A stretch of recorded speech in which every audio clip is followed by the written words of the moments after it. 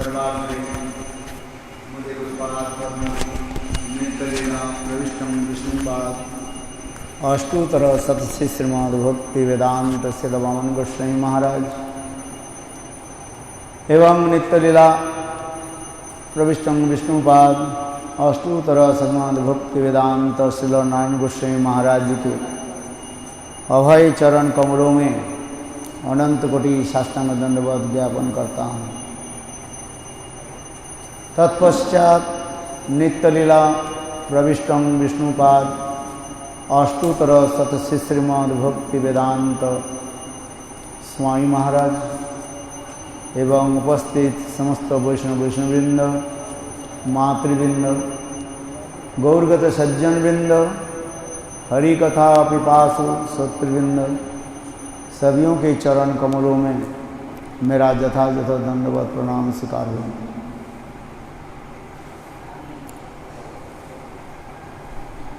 जीवों के जब सौभाग्य उदित होता है तब जीव सत्संग आदि करते हैं। कोनो भाग्ये कोनो जीवेर श्रद्धा यदि है तबे से ही जीव साधु संग कराए। कोनो भाग्ये केना ओपी भाग्येन, किसी भाग्य के क्रम से जब जीवों की हृदय में सत्संग करने की लालसा उदित होता है तब सत्संग के द्वारा जीव शुद्ध भक्ति प्राप्त कर लेते हैं। केना ओपी सत्संगेन सौभाग्येन, सौभाग्य। तो यहाँ पर हमारे आचार्य पाद कहते हैं भाग्य हमारे कैसे बनता है। भाग्य क्या है? What is your fortune? Fate, भाग्य जिसको कह रहे। एक होता है भाग्य सौभाग्य और एक होता है दुर्भाग्य। भाग्य होता है और एक होता है दुर्भाग्य कहा जाता है। दुर्भाग्य क्या है और सौभाग्य क्या है? ये भाग कैसे मिलता है? कैसे? कर्म के अनुसार। जैसे हम पूर्व जन्म में जैसे कर्म किया उस कर्म के अनुसार हमें भाग आ जाता है। इंग्लिश में एक शब्द आता है, man is the architect of his own fate. Man is the architect of his own fate. मनुष्य अपने भाग्य के निर्माता ऐसे कहा जाता है। क्योंकि हम अच्छी कर्म बुरी कर्म करने के हमारा अधिकार है। जीव को उतना ही स्वतंत्र दिया गया। क्या स्वतंत्र दिया गया? कि तुम कर्म करो। कर्मण्येव अधिकारस्ते मां फलेषु कदाचन। गीता में भगवान करें कर्म करने में तुम्हारा अधिकार है, किंतु कर्म फल की प्रदाता मैं हूं। जीव चेतन होने के नाते और जीव विचारशील होने के नाते, विचारशील पढ़िए, विचारशील, यू हैव डिस्क्रिमिनेशन पावर। विचार करने की तुम्हारी क्षमता हो जाए।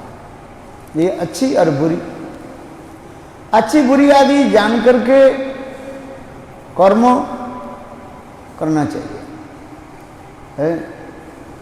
क्योंकि विवेक सब में है, किंतु वो विवेक कहीं आच्छादित होता है और कहीं विकसित, क्या बोले, संकुचित होता है और कहीं वो विकसित होता है।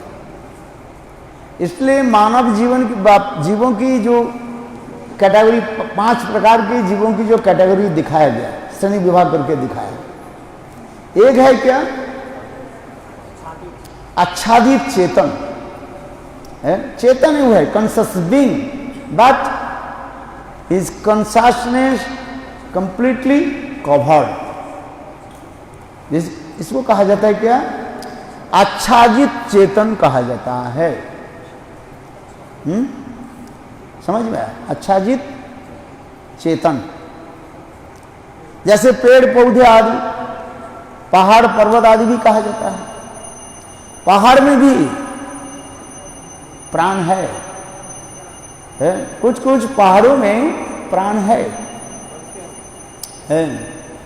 हाँ सुनो, पत्थर में भी है, जैसे उदाहरण दिया गया, अहिल्या के उदाहरण दिया गया, कितने हजारों साल तक पत्थर होकर के बने रहे। जब भगवान रामचंद्र पधारे तब भगवान रामचंद्र कृपा करके अपने चरण कमल दे करके उनको उद्धार कराया। नौल कुबेर मणिग्रीव भी पेड़ पौधे होते रहे। नारद ऋषि के अभिशाप से नौल कुबेर और मणिग्रीव जमलार्जुन बन गया, जमलार्जुन। और फिर भगवान ने क्या कि दोनों पेड़ों के उद्धार कर दिया, मधुकंठ और स्निग्ध कंठ होकर के। इतने पंखा चल रहा है, टू मच विंड, तो बंद कर दो। इसलिए कहते हैं 5 प्रकार के जो चेतन के बारे में हमने कहा। पहले क्या? आच्छादित चेतन। इसके बाद दूसरी क्या है? संकुचित चेतन, conscious being but little bit श्रामिक, जिसे कहते हैं संकोचित चेतन। जैसे पशु पक्षी आदि इस किस कैटेगरी में आ जाता है? संकुचित चेतन में आ जाता है। समझ में आ रही है? हाँ, पूछूंगा। फिर तीसरी क्या है? मुकुलित चेतन। चेतन धर्म है, मुकुलित में लिटिल बिट स्प्राउटेड, विचारशील होता है, उसमें मनुष्य आ जाता है। मनुष्य साधारण जो मनुष्य जो है इसमें आ जाता है, मुकुलित चेतन में आ जाता है। फिर विकसित चेतन, जब बुद्धि आकर के विचार विवेचना करके काम आदि करते हैं, उसके कहा जाता है विकसित चेतन। ये मुझे जीवन में क्या करना है, भजन करना है, इन्हें क्या विचार करते। और पूर्ण विकसित चेतन, जब साधक भजन करते करते भाव दशा तक पहुंच जाते हैं, उसे कहा जाता है पूर्ण विकसित चेतन। याद रहेगा? There are 5 types of conscious being. बताएं 5 प्रकार के जो है चेतन जीव के बारे में हम लोग आलोचना की। यहां पर जो विषय वस्तु में जो आ रहे हैं, विषय वस्तु क्या बताया? जमर केना ओपी भाग्येनो, कोई भाग्य से कोनो भाग्य कोनो जीवेर श्रद्धा यदि है तबे से जीव साधु संग कर। यहां पर भाग्य शब्द हम निरूपण कर रहे हैं। भाग्य कैसे बनते हैं? अपने कर्म आदि के द्वारा, अथवा पूर्वजन्म में की संस्कार, ये सब में एकत्रित होने पर हम कर्म आदि में चलते हैं, कर्म मार्ग में चलते हैं। समझ में आया? कर्म मार्ग। फिर कर्म मार्ग में चलते चलते जीव जब थक जाता है तब वो ज्ञान मार्ग में चलते हैं। ये कर्म के द्वारा मुझे अभिष्ट वस्तु प्राप्ति नहीं होगा, इसलिए ज्ञान मार्ग में चलते हैं। फिर ज्ञान मार्ग में चलते चलते देखा क्या, इससे भी मेरा सर्व अभिष्ट प्राप्ति नहीं होगा, सर्व अभिष्ट प्राप्ति नहीं होगा, है। तब वो क्या करते हैं, भक्ति मार्ग में वो प्रवेश करते हैं,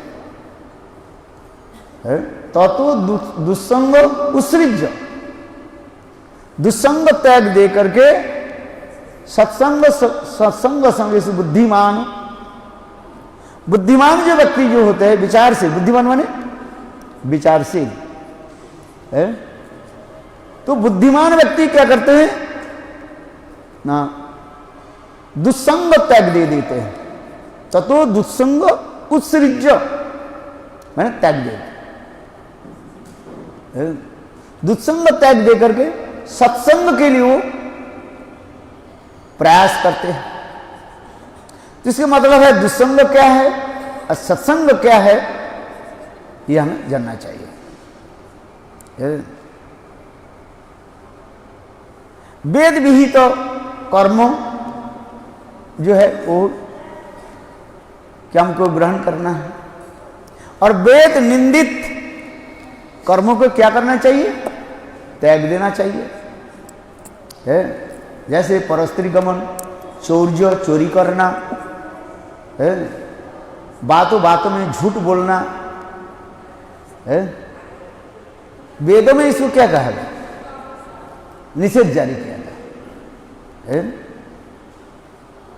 सत्यं वदेत, सत्य बोलो, है। मां मिथ्या मत बोलो, मां वदेत मिथ्या, सत्यं वदेत क्या बोलो, सदा सर्वदा सत्य बोलो, है। तो ततो दुस्संग उत्सृज्य, दुस्संग क्या है, एक सत्संग होता है और एक दुस्संग होता है। सत्संग और दुस्संग, दुस्संग के त्याग करके सत्संग में चलना है। जितने प्रकार की दुस्संग कहा गया, सबसे खतरनाक दुस्संग क्या है बताओ, वेरी वर्स है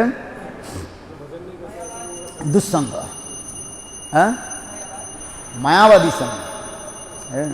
हाँ ठीक बताया, है।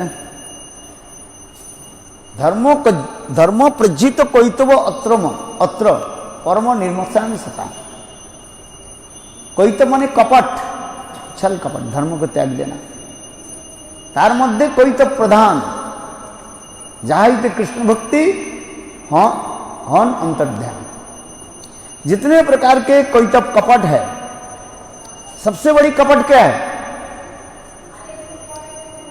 न, मुक्ति की इच्छा, विशेष करके साजुज्य मुक्ति की इच्छा, to march in the oneness with Brahma, ब्रह्म में लीन होना, ये सबसे खतरनाक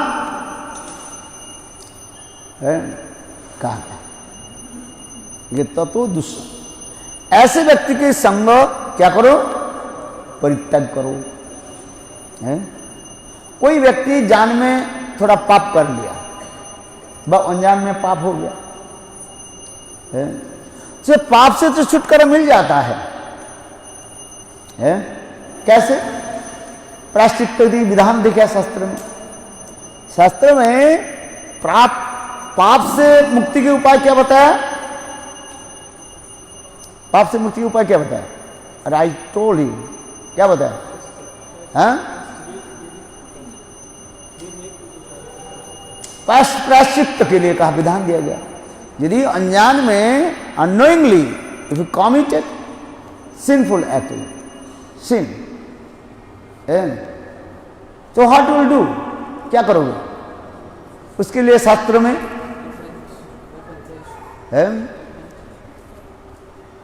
आपके प्रायश्चित के विधान दिए गए। जैसे आप गाड़ी चला रहे हो और अकस्मात एक गाय सामने आ गया और गाय को धक्का लग गया, है, तो गाय मर गई, तो अनजान में एक पाप हो गया, गोहत्या पाप लगा, है।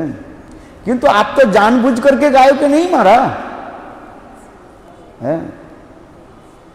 ऐसा ये क्या हो गया ना, इस पाप से छूटने के लिए how will free from this sin, उसके लिए शास्त्र में प्रायश्चित्त के विधान दिखाया है। चंद्रायण व्रत करो, गोदान आदि करो, ब्राह्मण वैष्णव के सेवा आदि करो, दान दक्षिणा आदि के द्वारा इस पाप से आप छुटकारा प्राप्त कर सकते हैं। है कि नहीं? यही बताते जा रहे हैं। किंतु कोई व्यक्ति हृदय में ब्रह्म में लीन होने के लालसा रखते हैं, वो सबसे खतरनाक है। क्यों ना, जीव के स्वरूपानंद वृत्ति कृष्ण सेवा है। जीव स्वरूपतः कृष्ण के दास है। दास के कर्तव्य क्या है? सेवा वृत्ति करना है। इसलिए हमारे प्रभुपाद कहते हैं सेवक विश्राम न, जो सेवक जो होता है उसके विश्राम में निरंतर 24 घंटे में 24 घंटे गुरु वैष्णव भगवान की सेवा में रहते हो। आज समझ में आ रहे? नंदन प्रभु क्या बोला? सेवक है विश्राम में। जो सेवक है उनकी क्या है? सदा सर्वदा प्रभु की सेवा करो, सेवा वृत्ति, ये कहते सेवक विश्राम है। क्योंकि ये आत्मधर्म है। This spontaneous nature the soul. आत्मा के धर्म ही क्या है? जीवेर स्वरूप है कृष्ण नित्य दास। जीव स्वरूप तो कृष्ण के दास है। दास के कर्तव्य क्या है? सेवा करना है। और हम भगवान है कि नहीं, माया दासों के पास भ्रमण करते जा रहे। ये कहते हैं ब्रह्मांड भ्रमित करो भगवान जी, गुरु कृष्ण प्रसाद पाए भक्ति लता बीज। दोष लगाते हैं, मेरा भाग्य में आई थी, ऐसे ही था, क्या करें? भाग्य क्या है? वो एक अदृश्य, कोई की कहते हैं जिसको दिखाई नहीं जाता है।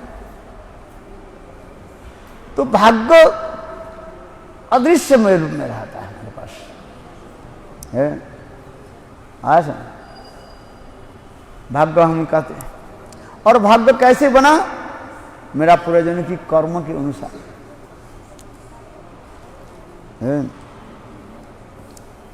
आया समझ?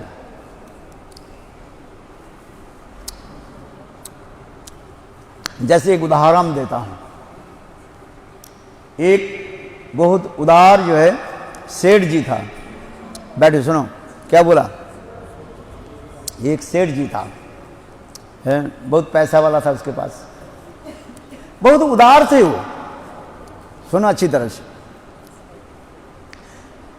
कोई भी आते थे उसको पैसा देते थे, हैं?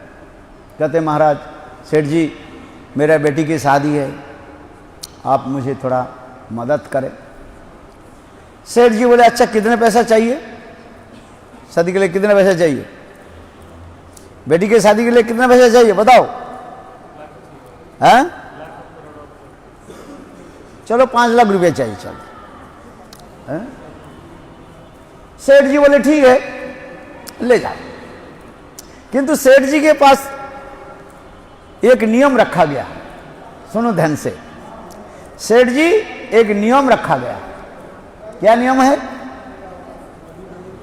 कि भाई एक पेपर दे देते हैं, इसमें साइन करो, तुमको तो मैं पैसा दे रहा हूं, किंतु वो पैसा इस जन्म में लौटाओगे कि नेक्स्ट दूसरी जन्म में, है? ये सेठ जी कहते थे। समझा? इस जन्म में लौटा दो तो ठीक है, नहीं तो अगले जन्म में लौटा देना है। तो भाई जो सज्जन होते हैं तो कह देते हैं, लिख देते हैं, ये मैं थोड़ी थोड़ी पैसे इकट्ठा करके आपको जीवन भर सेवा करके मैं लौटा दूंगा। अच्छा, थोड़ा थोड़ा पैसा मैं इकट्ठा करके और आपसे ऋण से मैं मुक्त हो जाऊं। सेठ जी बोले अच्छा जाओ मुनीब के पास जाओ, जो लिखते हैं ना पैसा।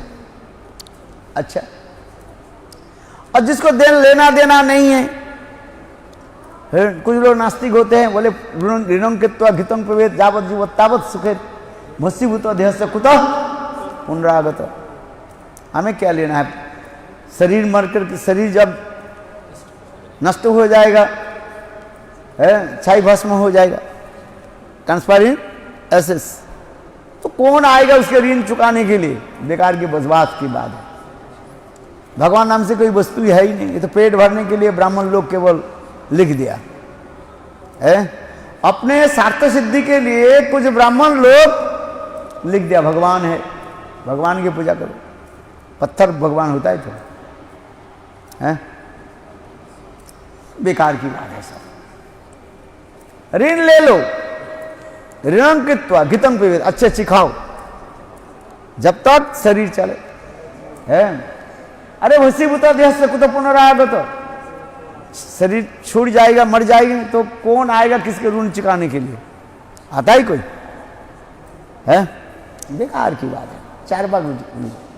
चारुवाकों के द्वारा लोगों के रिझाते रहते हैं। तो जिसको देना नहीं है वो कहते हैं हाँ हाँ हाँ अगले जन्म में दे देंगे। वो अगले जन्म किसने देखा है? इसलिए साइन करके पैसा करके भाग जाता था। और जो सज्जन व्यक्ति है, धर्मज्ञ, शास्त्र जानने वाले हैं, कर्म के बारे में वो जानते हैं, इसलिए वो कहते हैं भाई मैं इस जन्म में आपका पैसा चुकाऊंगा। अच्छा, सेठ जी वाले मुनीम के पास जाओ। एक व्यक्ति चोर आ गया, दुष्ट था वो एक व्यक्ति है, और ऐसे झूठ मूठ बोलने लगे, ये सेठ जी मेरा बेटी की शादी है, मुझे 10 लाख रुपया दे दीजिए, ऐसे झूठ मूठ बोल दिया। सेठ जी बोले अच्छा ठीक है, दस्तखत करो, मेरा नियम है। क्या नियम है? क्या नियम है? नियम क्या बताया?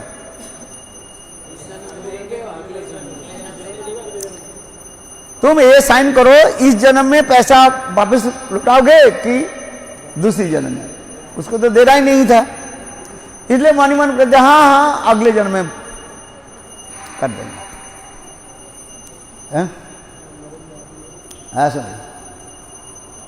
अच्छा, सेठ जी कहते ठीक है।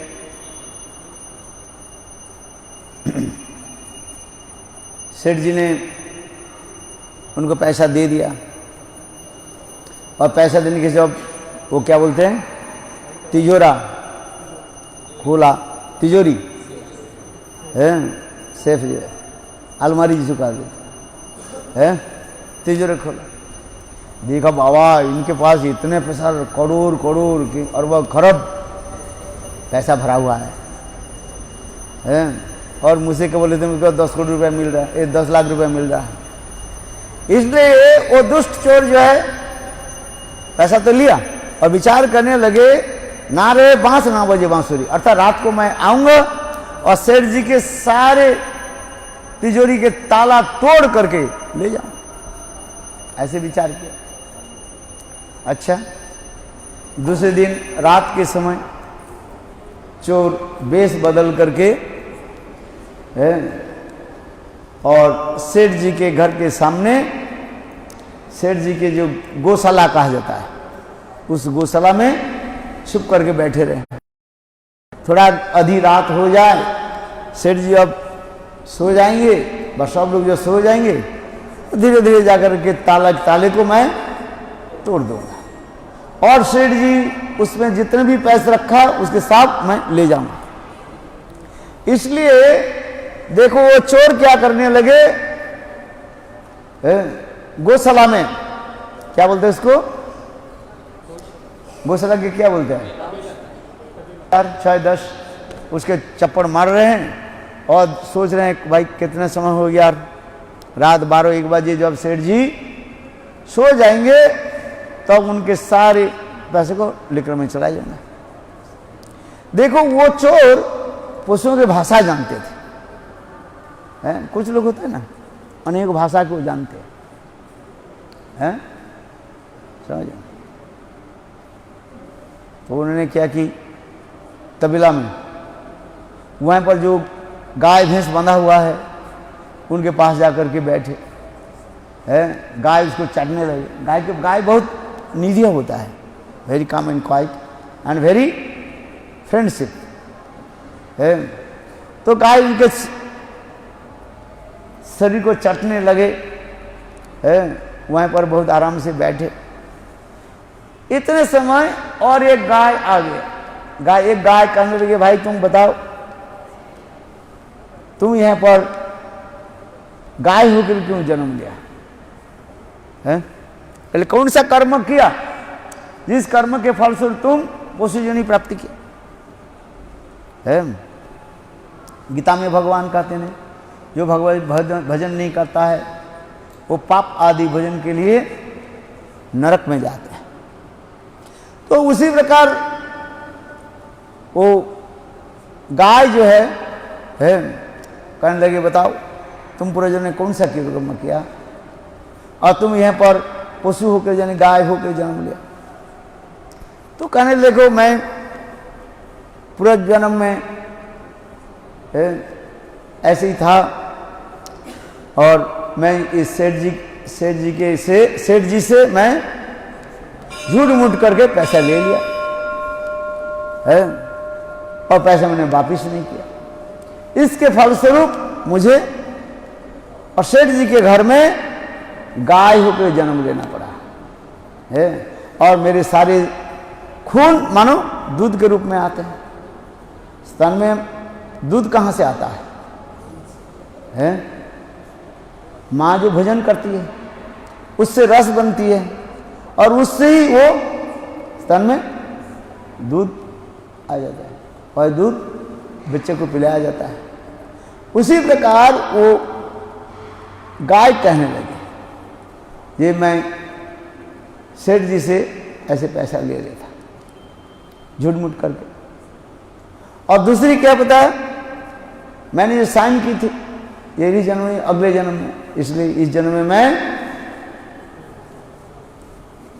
गाय होकर जन्म लिया और सेठ जी के ऋण चुकाने के लिए है मैं यहाँ पर अपने सारे खून को जो है मैं क्या बना, दूध के रूप। देखो ये कहानी के तात्पर्य क्या है? जो कहानी तो मैंने सुनाया आप लोगों को, लेकिन जो कहानी के तात्पर्य क्या है? ये जगत में जीव अच्छी और बुरी कर्म आदि करे, उस कर्म के अनुसार उसको फल प्राप्त होता है। किंतु ये फल अपने आप नहीं ले सकते, इसलिए कर्मण्य अधिकारस्ते मां फलेषु कदाचन। कर्म करने में तुम्हारा अधिकार है, किंतु कर्म के फलदाता कौन है? भगवान है। इसलिए भगवान के नाम क्या गया है? अच्युत। इससे को भी अलग नहीं है। इसलिए ये दिखाते रहे ये तत्व दुस्संग उत्सृज, दुस्संग को त्याग देना है। और बुद्धिमान व्यक्ति क्या करते हैं? सत्संग आदि करते हैं, सत्संग में जाकर के बैठते हैं, भगवत कथा चर्चा आदि करते हैं। ये सत्संग का है। धीरे धीरे सुकृति बढ़ने पर सत्संग के फलस्वरूप निम्नाधिकार से उच्च अधिकार में वो प्रवेश हो जाता है। क्या बोला? निम्नाधिकार से उच्च अधिकार में वो चले जाते हैं।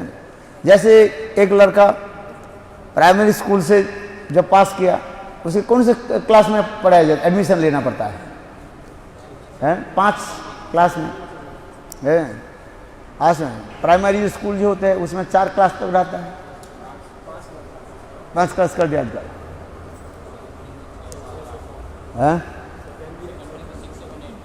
अच्छा, फिर उसको क्या करना पड़ता है?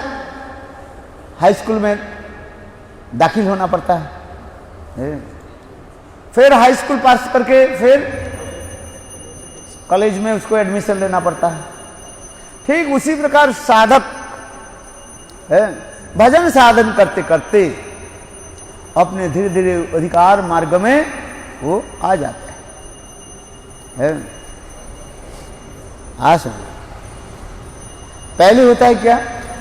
श्रद्धा, साधु संग, भजन क्रिया, अनर्थ निवृत्ति, निष्ठा, रुचि और आसक्ति। ये स्टेज में धीरे धीरे जो पहुंच जाते हैं, समझ गया? फिर धीरे धीरे धीरे भगवत धाम में पहुंच जाते हैं। किंतु जो कथा जो हम जो श्रवण कर रहे थे, श्लोक की जो तात्पर्य जो क्या था, ततो दुस्संग तजित, दुस्संग के त्याग दे। और बुद्धिमान व्यक्ति जो है सत्संग आदि करते हैं, सत्संग आदि के द्वारा। और सत्संग भी कैसे होनी चाहिए? सर्वश्रेष्ठ सत्संग क्या है? राधा जी की पाल्यदासित्व तो भाव प्राप्ति करना है। इसलिए उसी प्रकार रसिक वैष्णव के साथ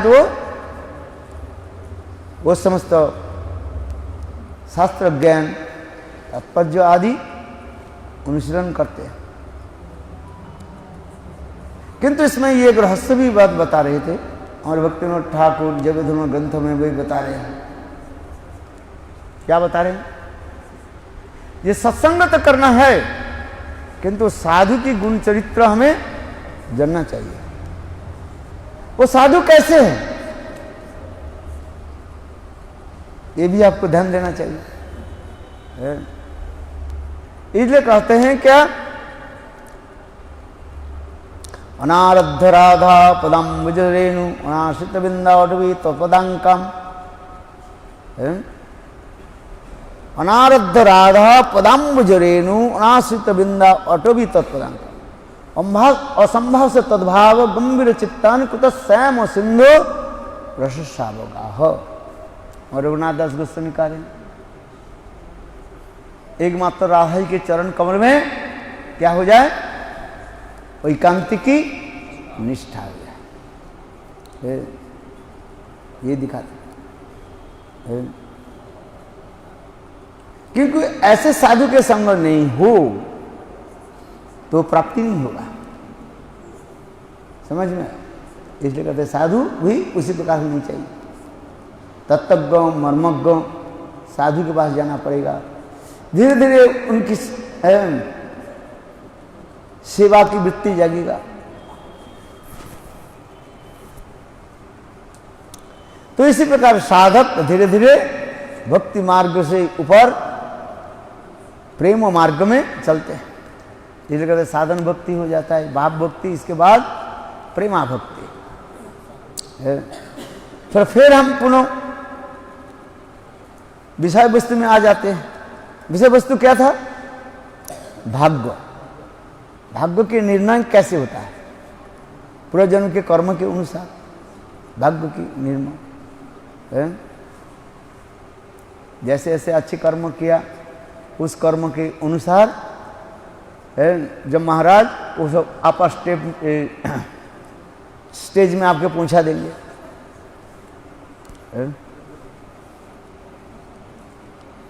जो मैंने कथा छोड़ दिया वो व्यक्ति क्या कि ये गाय के इसके बाद इतना पैसा हमें तो थोड़ी सी देर है, इसलिए उन्होंने आधी रात में 12-1 बजे क्या कि वहीं पर आकर के विचार करने लगे मुझे क्या करना चाहिए।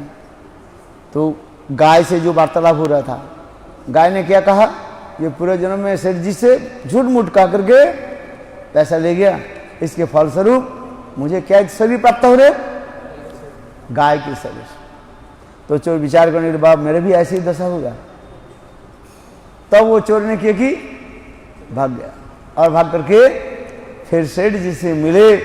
सेठ जी से कहने लगे आप मुझे क्षमा करें। सेठ जी उसकी क्षमा कर दिया है। तो हम ही जो श्रीमद् भागवत के जो श्लोक आलोचना करें तो दुस्संग उत्सृज्य, दुस्संग के द्वारा ही हमारे भाग्य निर्माण हो जाता है। असत व्यक्ति के संग करने से असत फल प्राप्त होता है और सत्संग के फल, सत्संग करने पर क्या फल होता है? सत्संग करने से शुद्ध प्रेम फल प्राप्ति हो जाता है। घर संसार छोड़ करके आने की तात्पर्य क्या है? मुझे राधा दास प्रेम मुझे प्राप्ति हो, है कि नहीं? इसलिए शास्त्र में ये दिखाया गया। इसलिए भक्ति मार्ग, कर्म मार्ग, ज्ञान मार्ग सकली विशेष भांड। कर्म मार्ग, ज्ञान मार्ग केवल सकली केवल विशेष भांड। अमृत बलिया जे खाए कदर्ज भक्षण करे। क्या भोजन करता है वो? कदर्ज भक्षण करे और नाना जनी भ्रमी मरे। इसी प्रकार अनेक जनी भ्रमण करते रहते हैं, किंतु किसी जन्म में कोई संत महात्मा निकट में आ जाते हैं तो संत महात्मा उसके उपदेश मंत्र देते हैं। क्या उपदेश क्या रहता है इसका? साधु के उपदेश क्या है? कर्म आदि करना, पाप करना नहीं। साधु व गुरु के उपदेश है ये मैं जैसे भजन कर रहा हूं तुम भी ऐसे भजन करो। अर्थात जिस भाव से मैं भजन करता हूं आप भी उसी भाव से भजन करो, है? यही दिखा दिया आपने। भजन प्रणाली दिखाया गया।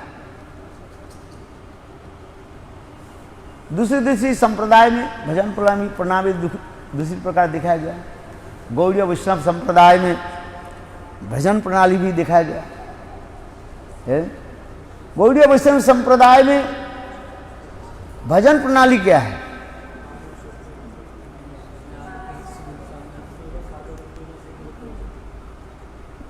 बताओ। पहले हमारे हृदय में श्रद्धा उत्पन्न हो, साधु संग, भजन क्रिया, अनुवृत्ति, निष्ठा, रुचि, है, ये सब साधन का क्रम दिखा गया। क्रम समझते? डिफरेंट मीन्स लेवल दिखा दिया। यही तो शास्त्र का दिया है।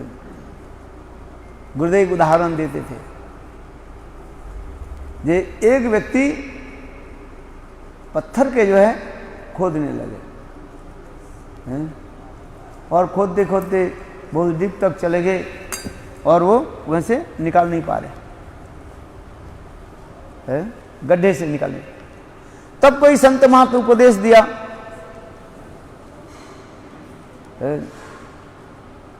क्या उपदेश दिया? संत महात्मा कहने लगे देखो आप एक काम करो, गड्ढे से जो है कोई सांप पड़ा हुआ है उसको निकालो, अनर्थ हमारे हृदय में है। ये हमारे हृदय क्या है? अनर्थ के जड़ कहा जाता है। और बाकी सब क्या है? साधु कहा जाता है। तो संत महात्मा बोले देखिए करो, भगवान के नाम करो। ये ब्रह्मांड वृद्ध को भगवान जी गुरु कृष्ण प्रसाद के बाद भक्ति रता दीजिए, ये बता दी।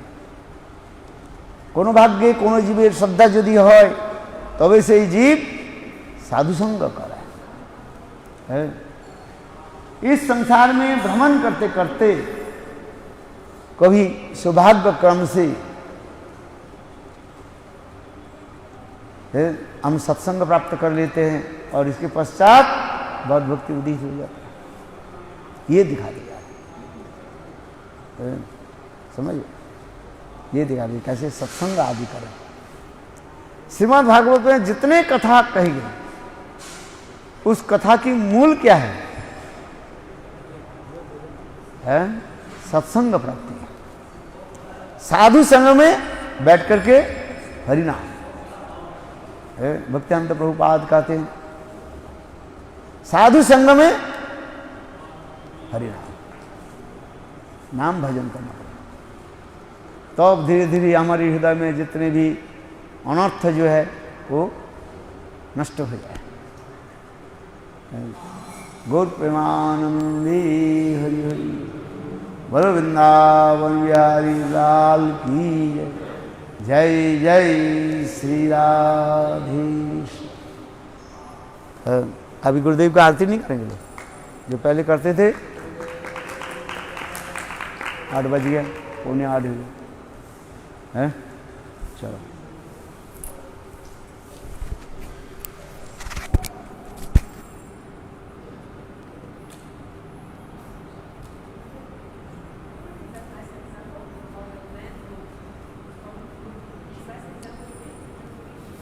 What?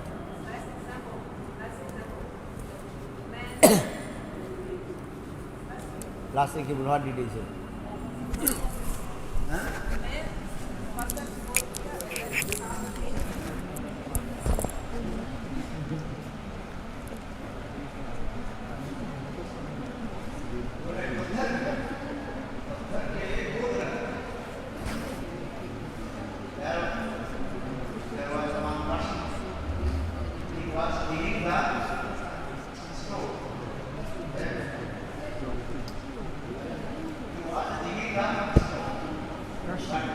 Crushing.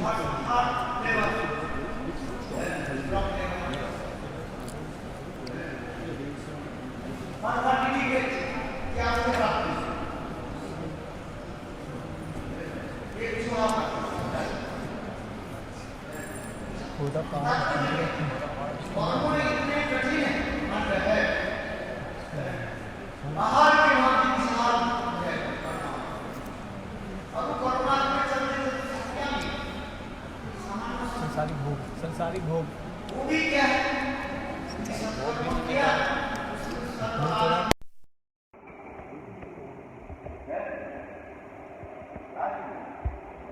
भक्ति राज्य के साथ